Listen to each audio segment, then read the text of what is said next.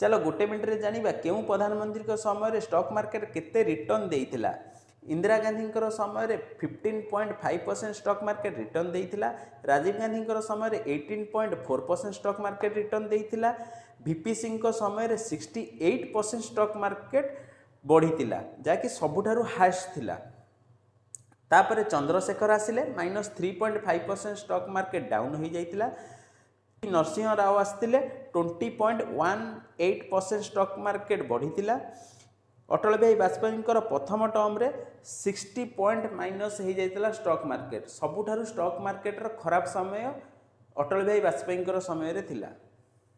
तापर Deve Gowda आसिले 2.3% stock market बढ़ीथिला। Atal Bihari Vajpayee second term रे 4.24% stock market बढ़ीथिला। Manmohan Singh प्रथम टर्म रे 20.78% स्टॉक मार्केट बढ़िला। सेकेंड टर्म रे 11.61% स्टॉक मार्केट रिटर्न देइथिला। मोदी प्रथम टर्म रे 9.61% स्टॉक मार्केट रिटर्न देला। सेकेंड टर्म रे 12.7% स्टॉक मार्केट रिटर्न देला।